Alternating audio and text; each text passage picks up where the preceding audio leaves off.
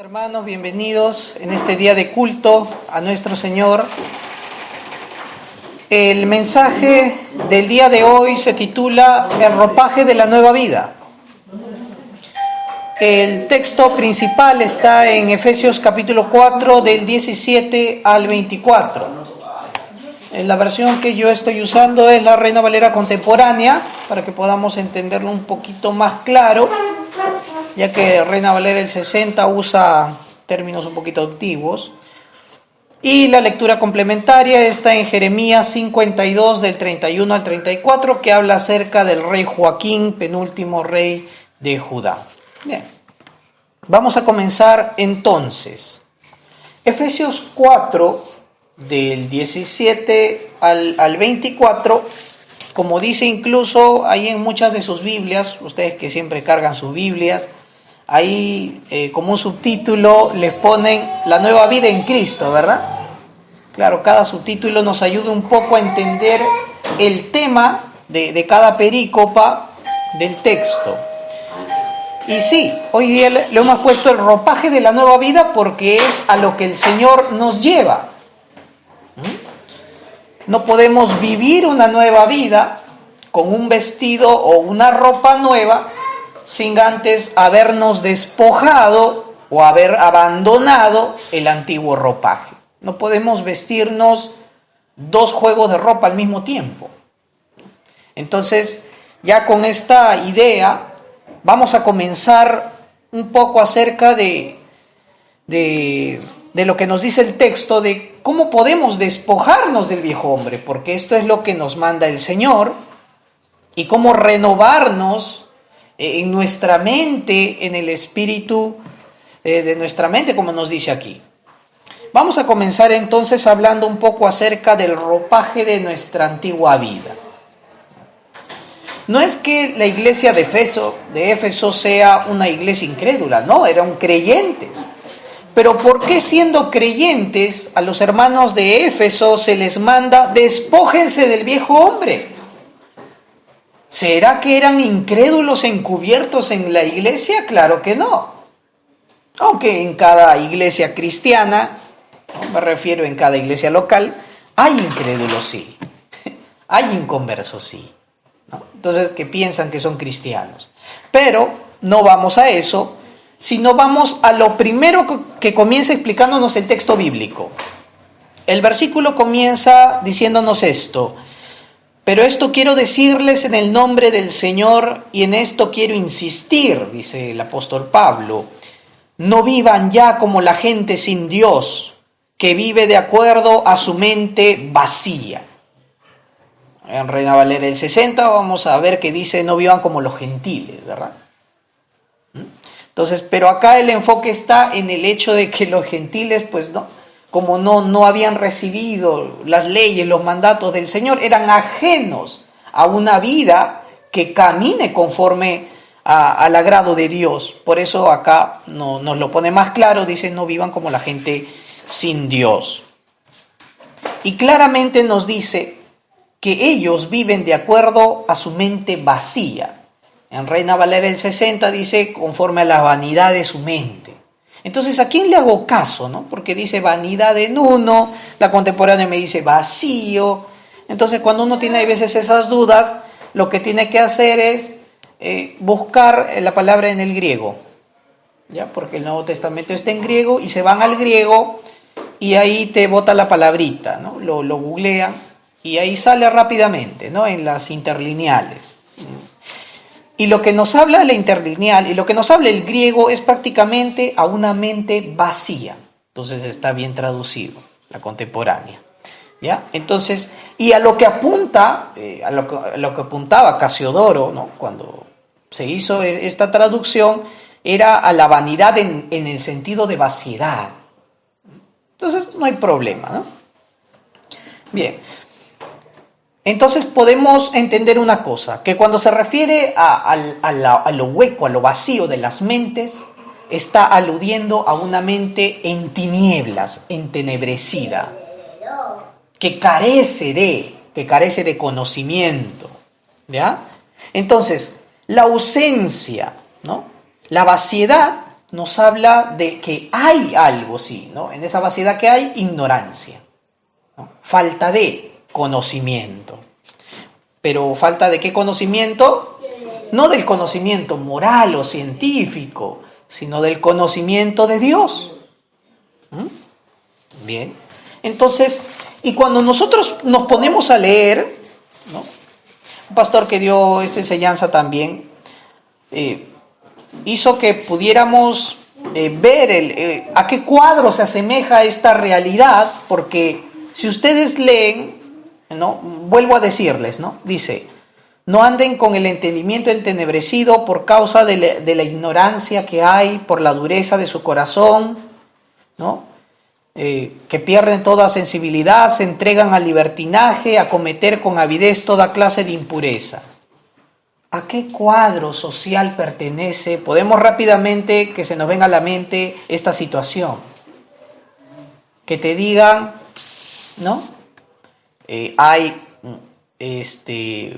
una población o una sociedad insensible, libertina, con avidez, que rápidamente desea hacer lo malo. ¿Y qué se nos viene primero a la mente?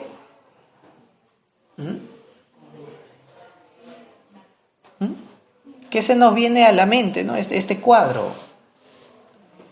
¿Qué tiene que ver eso con...? Dios no acordamos de nada, hacemos lo que nos plazca. Ya, está bien, sí. Pero cuando ustedes leen y ustedes diariamente en la sociedad, lo que ven, lo que sale en las noticias, esto prácticamente es un cuadro de la sociedad juvenil. ¿Por qué? Porque nos habla acerca de que tienen ignorancia, que viven en libertinaje, que son ávidos o rápidos para hacer lo malo, que pues como no conocen a Dios, ¿no? Son rápidos no se duelen de las cosas de Dios, ¿no? y les gusta cometer muchos tipos de moralidades e impurezas, ¿verdad? Y prácticamente esto es como si encajara en una sociedad juvenil. Y es algo muy triste ver que la sociedad de ahora se ha degenerado tanto que vivimos en una sociedad así, adolescente, ¿no? Adolescente o juvenil. Y uno dice, ¿por qué? ¿Por qué? Porque los niños ya no son niños. Los niños crecen ahora con todo lo que está a la disposición y lo que más abunda. Los niños ya no quieren portarse como niños, sino como jóvenes o como adultos o con lo que ven en el TikTok o en el internet o en los videos. Dicen, no, yo no quiero ser así. Yo soy joven, yo soy adulto, dicen, ¿no? Yo soy grande. ¿Por qué? Porque ven a los grandes hacer todo tipo de disparates en internet. Y como eso es la moda, piensan que eso está bien. Y por otro lado, decimos que estamos en una sociedad adolescente y juvenil por el hecho de que los adultos han perdido su autoridad y llegan hasta el punto de congraciarse con los hijos, con los adolescentes y se portan como adolescentes. Entonces, no, para encajar en esta sociedad como mi generación está pasando, pues tengo que actualizarme y tengo que portarme como los jóvenes de ahora. Para que me entiendan mis hijos, para que me entienda la familia, para que me entiendan los amigos de mi hijo también. ¿No? ¡Qué gran ignorancia! No se trata de volverse adolescente con una mente de niño, ni tampoco dejar a sus anchas al niño que piense que cualquier cosa es ser adolescente o joven, ¿no? Es algo muy triste. Por eso vivimos en una sociedad donde se le llama a esta generaciones últimas la generación de cristal. ¿Por qué? Porque toda crítica constructiva lo ven como si fuera destructiva, ¿verdad? Todo ofende. No hay nada que tú le puedas decir a un adolescente o un joven que no le ofenda. ¿Por qué? Porque ya están acostumbrados a ese pensamiento cultural moderno, ¿no? Y bueno, yo voy a hacer un poco mención aquí acerca hablando de esta juventud. Y esto un poquito lo habla, ¿no? Bueno, prácticamente lo habla en todo su libro, de Generación Idiota, de Agustín Laje, el politólogo. No sé si lo habrán escuchado, de verdad, y hace bastantes campañas, ¿no? Él ha escrito un libro, ¿no? Así, bien bonito. Y no solamente dice que esta generación, pues, ¿no? Generación Idiota no es la generación juvenil, sino que en cada generación hay una generación así, ¿no? ¿Por qué? No por el hecho de que sea tonta, sino por el hecho de que está tan ensimismada en sí mismo que es ajena a la realidad que está pasando, lo que lo hace tonto. Entonces no queremos vivir en una sociedad donde lo que prima es lo que el apóstol Pablo está diciendo, la ignorancia en que ellos hay. ¿Por qué termina uno con el entendimiento entenebrecido, oscurecido? Es porque no hay conocimiento, no tiene ignorancia. Pero más que eso, sin conocimiento no hay praxis, pues. No hay práctica. Por lo tanto, ¿no? Nosotros lo que debemos hacer es tomar medidas ante todo esto, ¿no? Nuestros hijos, la generación tiene amiguitos, pues perfecto. Hay que educar de manera correcta desde casa y juntamente, y los profesores harán su rol desde el colegio. Y trabajar juntamente con ello, inculcar valores cristianos. Valores cristianos, valores que ahora el mundo no toma en cuenta en estos tiempos. ¿Ya? Las familias cristianas tenemos que aprender a revestirnos de Cristo. Eso es lo que nos está diciendo el apóstol Pablo. Despójense del viejo hombre y revístanse de Cristo. ¿Cómo yo aprendo de Cristo? ¿Cómo vivió Cristo durante sus 3 años?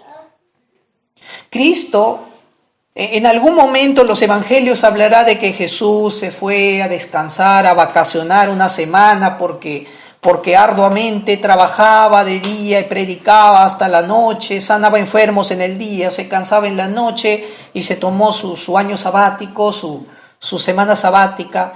Y nosotros, no digo que esté malo tomar vacaciones, está bien, tener nuestros descansos, nuestras vacaciones después de trabajar. Sin embargo, los evangelios nos muestran lo contrario a lo que hace una vida ignorante y en la oscuridad.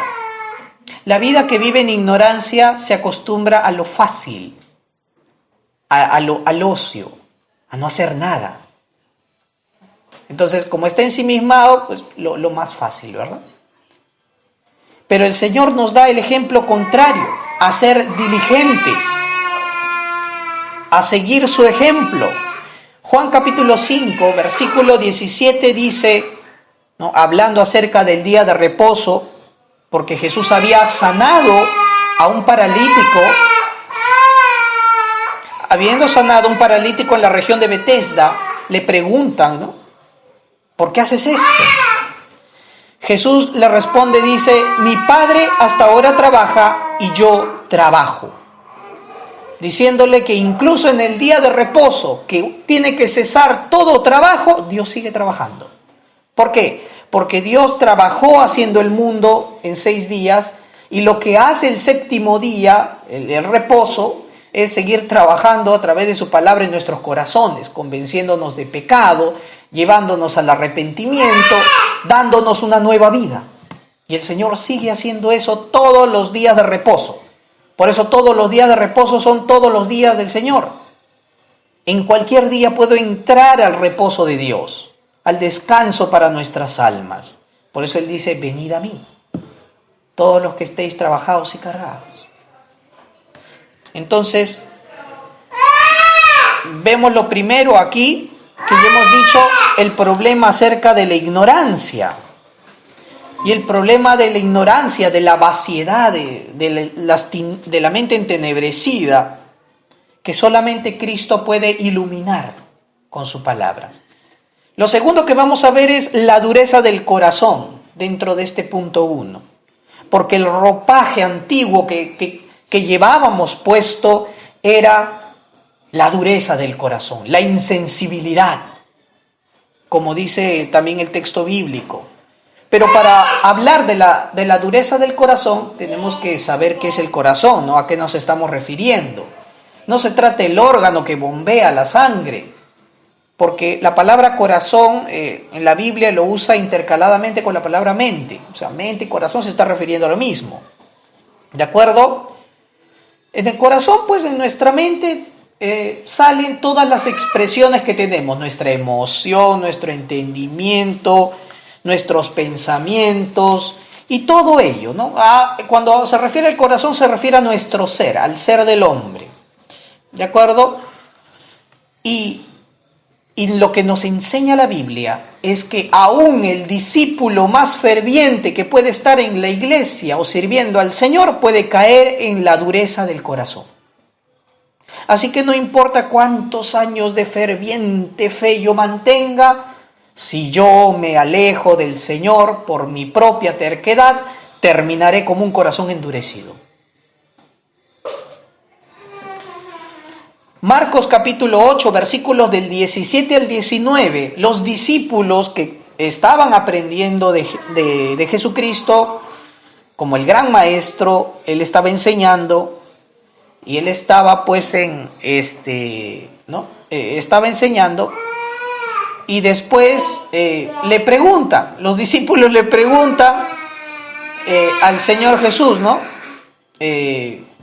Porque no comprendieron. Jesús les dice, no, cuídense, no se junten, no se contagien con la levadura de los fariseos, no participen del mismo hábito de los fariseos, la hipocresía, cuídense de la levadura de los fariseos.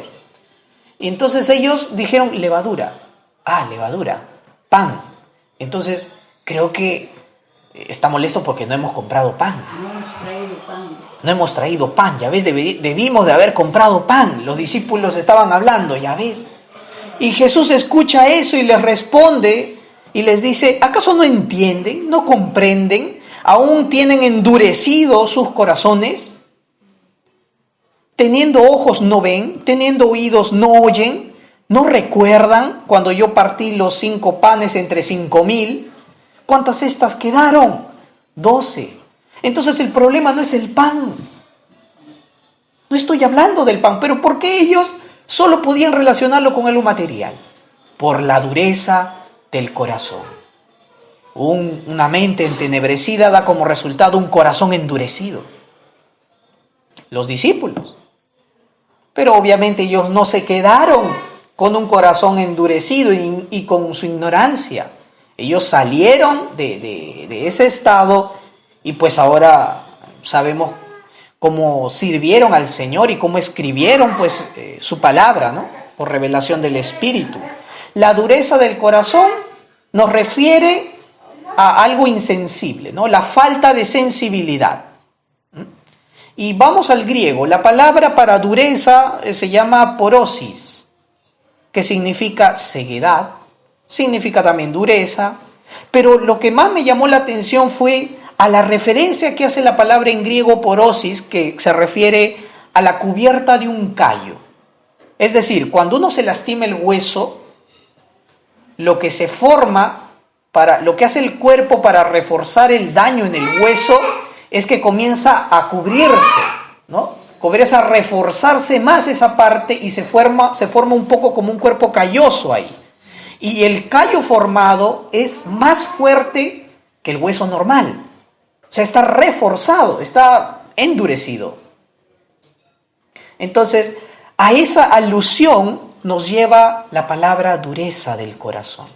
O sea, no solamente es algo que es difícil de abrir tu corazón a Dios, sino es que está endurecido. Es muy difícil para una persona que se ha entregado a una vida de pecado creer o cambiar su vida a una vida que agrade a Dios. Es muy difícil, ¿no? Claro, no es imposible, es difícil. Lo principal que hablamos cuando decimos de falta de sensibilidad, obviamente que no siente dolor, ¿no? Pero uno dice, no, pero la sociedad se ofende por todo, pues ahí está, como que son insensibles al dolor. Cuando decimos una dureza del corazón, lo hacemos para las cosas que ofenden a Dios.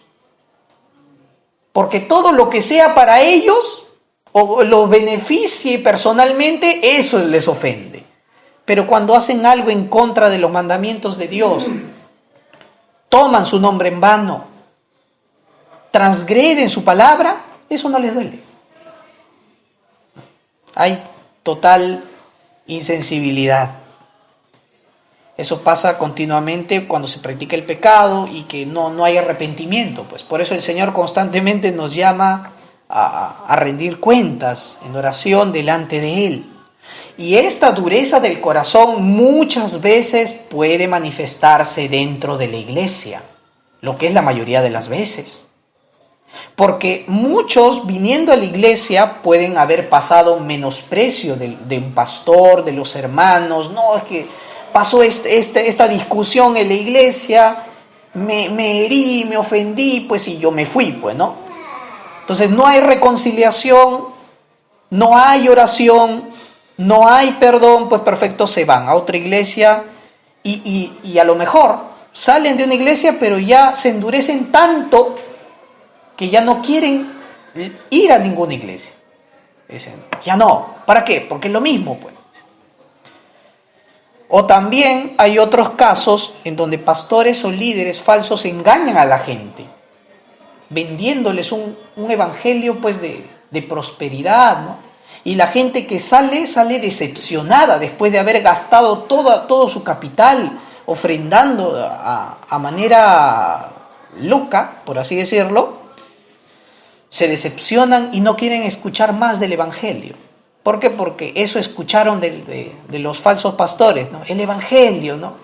Va a cambiar tu vida. Y ahora cuando uno se acerca con el evangelio, con la sana doctrina, eso choca, pues.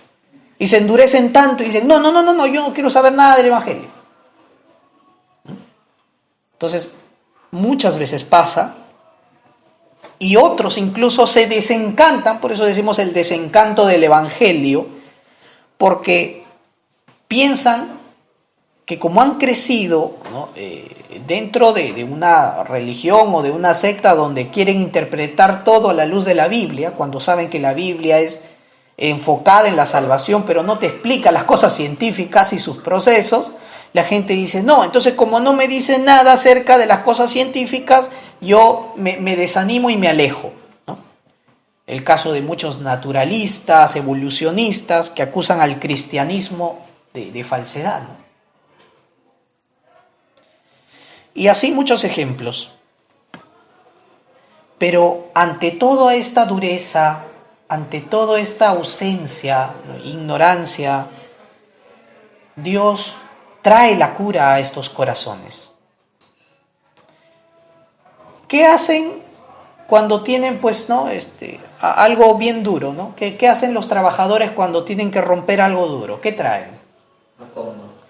Una comba, ahí está, un martillo, así un mazo, ¿verdad? ¿No? Y con ese mazo dan duro, ¿verdad? La palabra de Dios nos lleva a sí misma, Jeremías 23-29, Dios compara su palabra como un martillo que quebranta la piedra. Dice, ¿no es mi palabra como fuego, dice Jehová, y como martillo que quebranta la piedra? Dice el texto bíblico. Y la solución para el corazón endurecido es acercarse a la palabra de Dios. Te confronta, te convence de pecado y rompe de manera contundente la dureza del corazón. No hay nada más efectivo que la palabra de Dios contra la dureza y también contra la contaminación, la corrupción que trae el pecado. Porque uno puede estar muy lleno y habituado a hacer lo malo, pero no hay nada que el Señor con su palabra pueda limpiar. Salmo 119 del 9 al 11, ¿con qué limpiará el joven su camino? Con guardar tu palabra. Dice, con todo mi corazón te he buscado para no pecar contra ti. Ahí está. Es su palabra la que nos limpia y nos ayuda y nos guarda de pecado.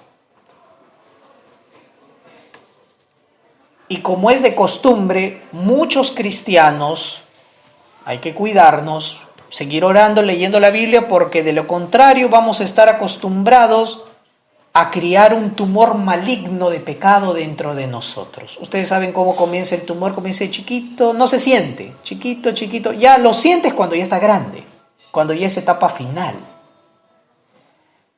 El pecado es así, cuando uno vive con pecados ocultos y uno piensa que puede engañar a Dios. No podemos. Tenemos que entregar eso. Peor que un tumor maligno es el pecado. Eso sí mata de verdad. Esto te mata para la siguiente vida. Hebreos 4:12, cuando yo de verdad volví a leerlo, yo me di la idea, de verdad se me vino ese cuadro a la idea. Dice, a ver ustedes a qué caso, a qué profesión se les viene a la mente. Dice, la palabra de Dios es viva y eficaz, más cortante que la espada de dos filos, pues penetra hasta partir el alma, el espíritu, las coyunturas, los tuétanos, discierne los pensamientos y las intenciones del corazón. ¿Qué profesión se les viene a la mente? A ver, intentemos, sigamos intentando. Que la palabra es tan viva y eficaz que puede entrar hasta el alma y el espíritu, haciendo de lado todas las coyunturas, los tuétanos, la carnalidad, discierne los pensamientos, las intenciones del corazón. Claro, un cirujano, un doctor.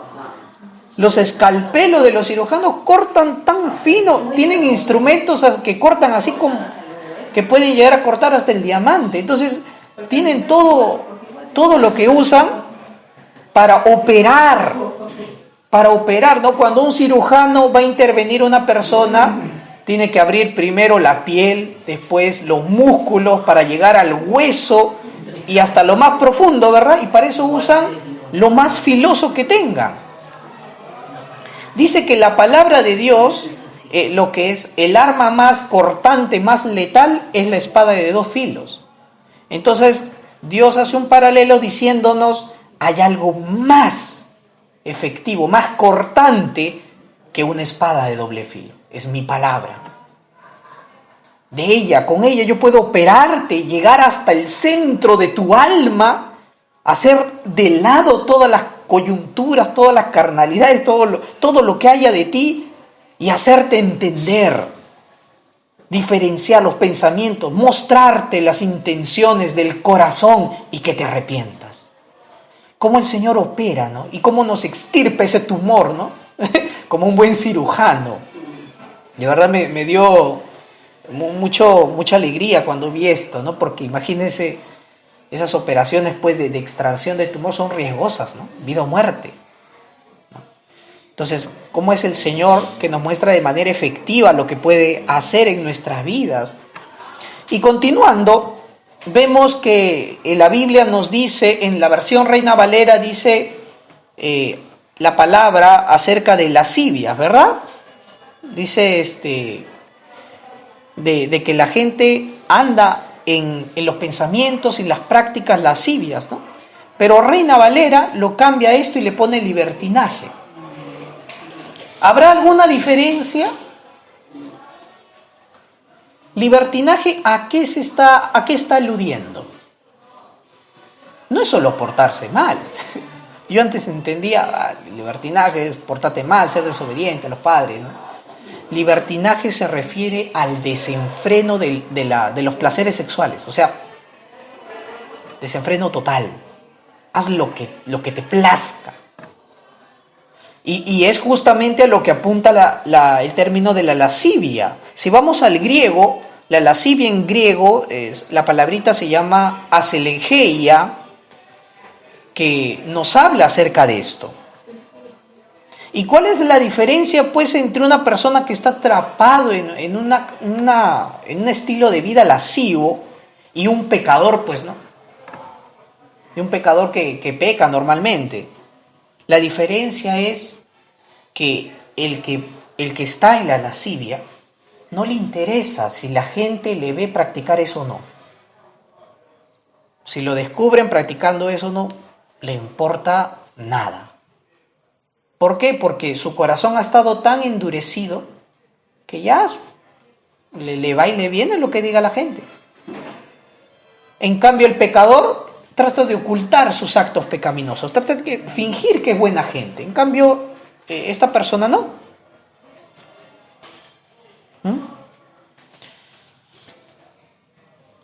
¿Y por qué el apóstol Pablo está diciendo esto a los efesios? ¿Por qué? Porque la cultura de aquel tiempo era inmoral. Éfeso y todos sus alrededores, ellos practicaban, su estilo de vida era adorar a los dioses paganos, los dioses griegos o romanos, ¿no? Que son lo mismo, pero en sus prácticas cotidianas, en todo, tenía que ver con actos de inmoralidad y de desenfreno. Entonces, Pablo está poniendo un alto y diciéndoles, no vivan como antes. Antes ustedes vivían como ciudadanos de Éfeso sin conocer a Dios. Ahora tienen que vivir como ciudadanos de Éfeso que conocen a Dios y que se abstienen de esas prácticas. La ignorancia, la falta de comprensión del hombre acerca de Dios nos da como resultado un corazón duro que va a terminar pereciendo. Pero cuando somos iluminados por el conocimiento de Dios, pasamos de un corazón endurecido a un corazón restaurado, un corazón vivo. Porque un corazón duro es como la piedra está muerta. De ahí a que Dios da vida y te hace vivir realmente conforme a tu identidad, conforme a la vida nueva de un hijo de Dios. Ahora vamos acerca del punto 2, del ropaje de la nueva vida. Y los versículos 20 al 21 vemos 3 palabras. Vemos que dice lo que no habéis aprendido, habéis oído y haber sido enseñados por Él, ¿verdad? Cuando se refiere a Cristo, dice, pero esto no lo aprendieron ustedes de Cristo, si es en verdad que oyeron su mensaje y fueron enseñados por Él de acuerdo con la verdad que está en Jesús. En estos 2 versículos vemos estas 3 palabras, aprendido, oído y enseñados. Cuando habla de aprendido, esto no lo aprendieron, esas malas costumbres no lo aprendieron en Cristo, se está refiriendo a la enseñanza, al conocimiento que han adquirido de parte del Señor. Cuando se refiere entonces a este conocimiento, ¿a qué se está aludiendo? Al Evangelio, ¿verdad? A las buenas nuevas. Y si esto es así, lo que continúa el versículo dice, si es que en verdad oyeron su mensaje y fueron enseñados por Él. Entonces nos está diciendo, tú no debes de vivir como antes, porque pues has sido enseñado así en Cristo Jesús. Pero si habéis sido enseñados, porque si no, vas a seguir viviendo como antes. He creído en el Evangelio, mi manera de vivir lo va a mostrar.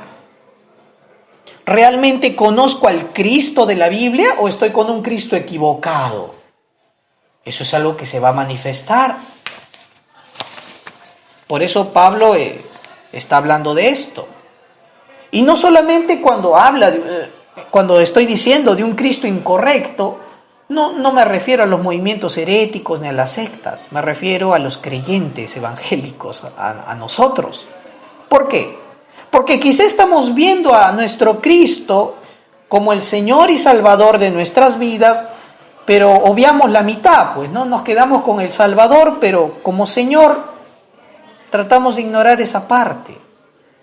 Hemos sido salvados, pero también tenemos un compromiso con Cristo. Tenemos el compromiso de dar a conocer su nombre, de andar en sus mandamientos, de abandonar nuestras viejas obras. Y cuando dice habéis oído, esta segunda parte habla acerca de lo que se ha transmitido. Tenemos el conocimiento del Evangelio y este conocimiento ha sido transmitido por los apóstoles. Es el fundamento de los apóstoles, dice, ¿verdad? Que son las mismas enseñanzas de Cristo. Un eco directo de Cristo mismo. Por eso cada vez que nos acercamos a escuchar la palabra, es Cristo mismo enseñándonos de Él. Por eso dejamos que la Biblia hable. Leemos la Biblia, es Cristo hablando y enseñándonos de cómo conocerle más. Cómo agradarle más.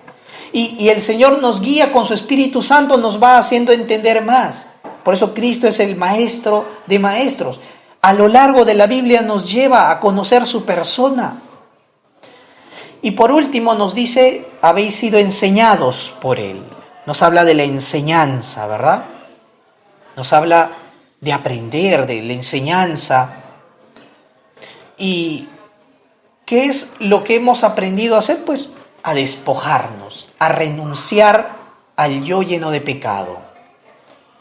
¿Para qué? Para caminar en una nueva humanidad. Y eso es lo que muchas veces uno dice, no, yo estoy lidiando con mi manera de agradar a Dios. Claro, y ese debe ser el sentir. Estamos en una lucha constante, pero tenemos que cuidarnos de confiar en nuestros esfuerzos físicos y prohibiciones y normas que después no van a surtir nada, sino que lo hacemos guardando nuestro corazón en amor, agradando a Dios, por la fe, por la gratitud, lo que ha hecho Cristo en nosotros.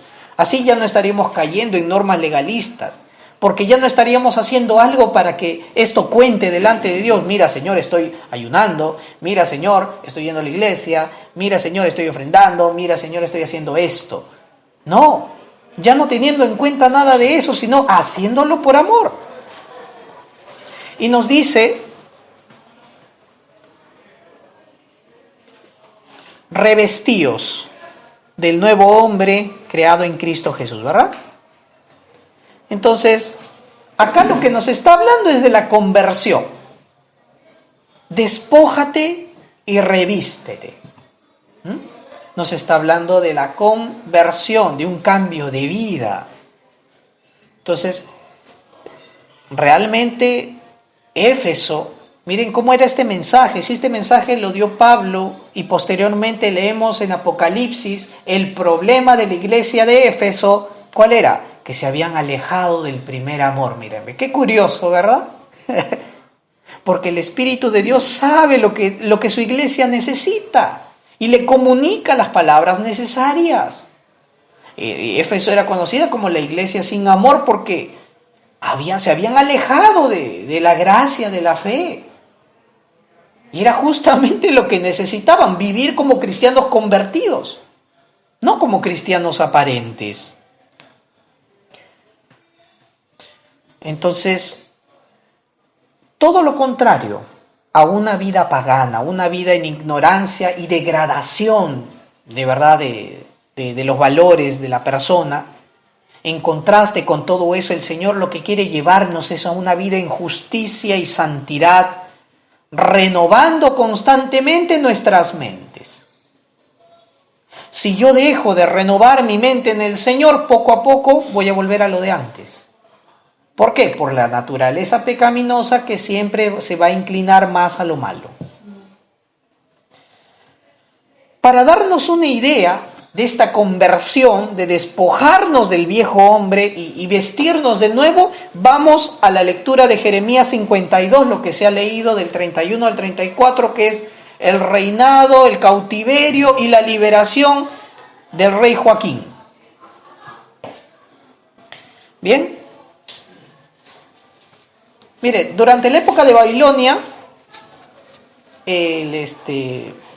ya el rey Nabucodonosor había conquistado, pues, ¿no?, a Siria, el gran país, y después se comenzó a expandirse más. Se convirtió en la nueva potencia mundial en aquel tiempo que conquistó el mundo.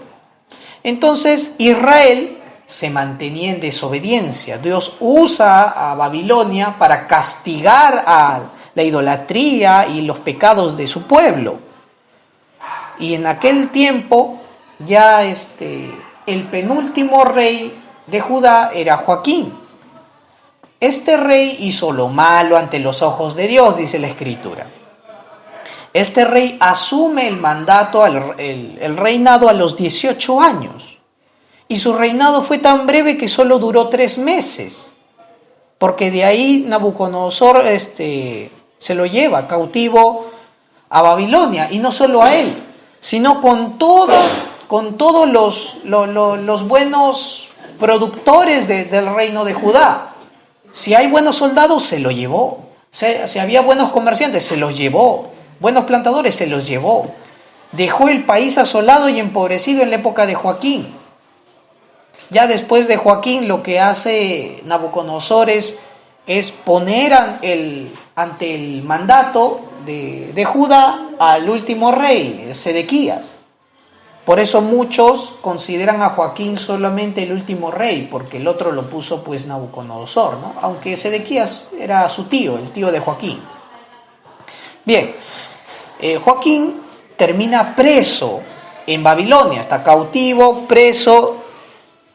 Durante 37 años él quedó preso en Babilonia, Joaquín. ¿Ya? Su pueblo empobrecido, asolado, pero lo que ocurre es que después su descendiente de Nabucodonosor se llamó Evil-Merodach, ¿ya? Y este dice que lo que hace en su año de mandato es liberar a Joaquín. Lo saca de la cárcel y nos dice la Biblia que lo cambia, dice. Vamos a leer el texto. Dice el versículo 33, Jeremías 52, 33, dice que cuando lo libera Joaquín, dice, también ordenó que le cambiaran la ropa de prisionero y durante todo el resto de su vida Joaquín comía siempre de la mesa del rey. Lo primero que hace es sacarlo de la cárcel, quitarle el vestido de prisionero y vestirlo con un ropaje de noble. ¿Por qué? Porque los que se sentaban a comer en la mesa de los reyes eran los príncipes de las naciones que habían sido tomadas cautivas. Por lo tanto, lo que hace este rey nos debe de llamar mucho la atención. Dice que y el texto en la versión Reina Valera del 60 dice que levantó su cabeza, ¿no? Ya hay que entender esa expresión, que el hecho de levantar la cabeza significa consolar, alegrar, ¿ya? Quitar el motivo, la causa del dolor, ¿ya? Entonces a eso se refiere. Quitó su afrenta. Entonces yo le voy a dar el cuadro de esta situación. Joaquín, un rey que perdió su título y su reino. Estuvo prisionero por muchos años. Fue liberado por una autoridad mayor.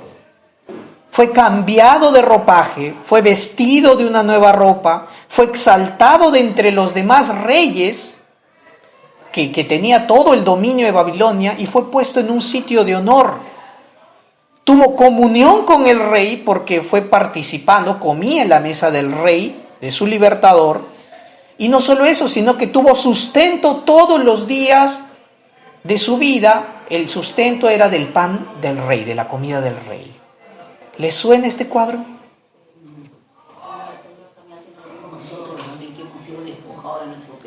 Así es. Miren, ahí escondido, escondido vemos el cuadro redentor, ¿no? Claro, no vamos a decir Evil-Merodach era Cristo, no, para nada. Sin embargo, ¿cómo es que vemos quien le dio todos los reinos de la tierra fue Dios a Nabucodonosor y a Evil-Merodach, el que siguió, ¿no? Entonces, pero lo que vemos aquí es prácticamente una vida convertida, porque dice realmente que él ya no estaba en enemistad con el rey, sino que tenía comunión con el rey, fue despojado de las antiguas vestiduras, y dice que, mira, lo que me llama la atención acá en el texto es que dice el 32, versículo 32, Jeremías 52, 32 dice, solía conversar con él amigablemente. ¿No? Claro, los reyes cautivos son los príncipes, son los que se resistieron al dominio de Babilonia. Por lo tanto, deberían de conspirar todos los días de su vida. Pero dice que ya Joaquín ya no conspiraba, ya no se rebelaba, ya no tenía esas ideas. Él solamente fue agradecido con la liberación y el perdón que recibió pues de este rey, y hasta el día de su muerte fue sustentado, estuvo bien con el rey. Entonces, ya en nuestra vida, en nuestro corazón, no debe cavilar esa rebelión intencionada contra Dios. Ningún cristiano quiere rebelarse de manera directa contra Dios, jamás. Lo que sí hace nuestra naturaleza de pecado es querer contrariar al Señor, pero lo hacemos de manera errónea, ¿verdad? No queremos, a veces nos equivocamos, pero el Señor ahí nos ayuda como nuestro abogado y está dispuesto a cambiarnos si nos dejamos. Mira, esto es lo más hermoso, que el Señor no viene a tu vida a forzarte a cambiar. Lo que el Señor quiere hacer contigo es que dejes que Él opere en ti. Así como lo que un paciente tiene que hacer es quedarse quieto y dejar que el doctor haga su trabajo, igualito, porque vamos a ver ahora de los versículos del 22 al 24 tres cosas que hace el Espíritu Santo en nosotros. Primero, abandonar y despojarnos del viejo hombre. Segundo, renovarnos nuestra mente. Y tercero, vestirnos del nuevo hombre. ¿Cuáles son nuestras vestiduras? Santidad y justicia, dice, o justicia y santidad. Al abandonar el viejo hombre, estamos recordando que hemos dejado la vida que ignoraba o que le daba la espalda a Dios. Y dice que antiguamente estábamos llenos de los deseos engañosos. La palabra para deseos engañosos es apate, que habla de un engaño impulsado con astucia y traición. Dice. Entonces, antes confabulábamos contra Dios. Antes maquinábamos de qué manera voy a hacer esta maldad. Pero ahora ya no. Lo que Dios ha hecho en nosotros es que ya el pecado no tenga dominio sobre nuestras vidas. ¿Cómo pasó esto? Cristo tomó nuestro lugar y por nosotros murió en la cruz. O sea, estamos muertos al pecado. El pecado no tiene autoridad para dominar nuestra vida. Es lo que debemos de tener en claro si queremos vivir agradando a Dios. El pecado no tiene poder para dominarme. Y puedes decirle no al pecado y a los pecados ocultos. Renovarse en la mente, lo que dice el versículo 23, es cambiar nuestro estilo de vida, no solo cambiar nuestra opinión. Y este es un proceso continuo hasta el día de Jesucristo. Cuando uno busca en un diccionario bíblico interlineal, vas a notar que esta palabra está en el verbo presente del infinitivo en voz pasiva. No se preocupen. Pero basta entender que está en voz pasiva, es decir, no está activo. La acción la realiza otro. ¿Significa qué? Que tú tienes que dejar que el otro haga algo en ti. Es decir, deja que Dios te renueve. No es que tú puedas renovar algo. Dios va a renovar eso con su espíritu en ti. Va a cambiar tu mente, la va a actualizar a sus pensamientos, a su palabra, y no va a haber ningún conflicto en tu vida y que puedas decir que no puedes seguir a Dios. Efesios 4:30 nos dice que no contristemos al Espíritu Santo, no resistamos al Señor.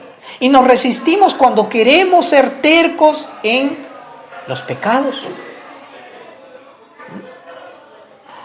No tratemos de hacer eso. Y por último, vestidos del nuevo hombre en justicia y santidad. Versículo 24. Entonces, habiendo abandonado nuestra vieja vida, proseguimos hacia el modelo perfecto. ¿Quién es? Jesucristo.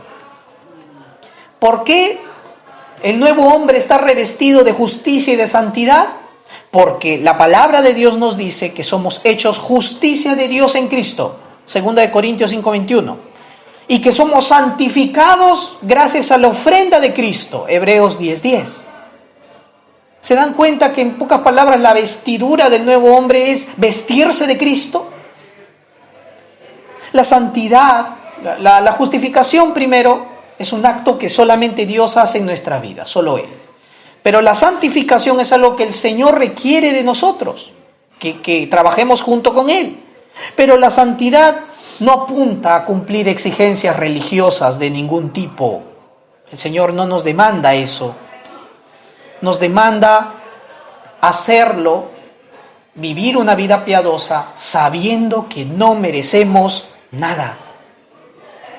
Porque cuando uno hace algo bueno, dice, Señor, y ahora sí merezco una bendición. Merezco, ¿no? Una bendición. Primero entiende lo que Cristo hizo en la cruz. No merecías nada. Y Dios te ha dado más de lo que mereces. Te ha bendecido. Te ha guardado. Y está transformando tu vida para un propósito mayor. Y así como el vestido es algo, la ropa, el vestido es algo exterior, así también esta nueva vida en santidad y justicia se tiene que ver. Lo van a ver. No lo puedo ocultar. La gente lo va a tener que confirmar. Y todo esto va a ser para que crean en Jesucristo y Dios sea glorificado por ello. Vamos a orar, hermanos. Amado Señor, te damos gracias. Gracias, Padre Celestial, por esta gran bendición, por hablarnos acerca de la nueva vida que debemos de comenzar en Cristo Jesús, o que ya hemos comenzado como cristianos. Para aquellos que están comenzando, deben de entender que tienen que despojarse del viejo hombre, tienen que experimentar una verdadera conversión en sus vidas. Para aquellos que estamos ya en tu nombre, estamos siguiendo, Señor, estamos avanzando y cada día, Señor, en justicia, en santidad, ayúdanos. Te pedimos, Señor, que seas tú trabajando constantemente en nosotros y ayudándonos a que podamos rendir nuestra vida totalmente a ti. Hay aspectos de nuestra vida, quizá el trabajo, quizá la familia, quizá en los estudios, quizá hay áreas donde te estemos frenando y que no querramos que cambies. No, cámbianos totalmente, Señor. Que podamos confiar en ti. En tus manos, Señor, sabremos que estaremos bien aún cuando permitas que los problemas nos moldeen. Ayúdanos, Señor, a que ningún problema nos haga alejarnos o abandonarnos de tu lado, Señor. Que tu gracia siga sujetándonos, haciéndonos junto a ti. Te lo pedimos en el nombre de Cristo Jesús. Amén.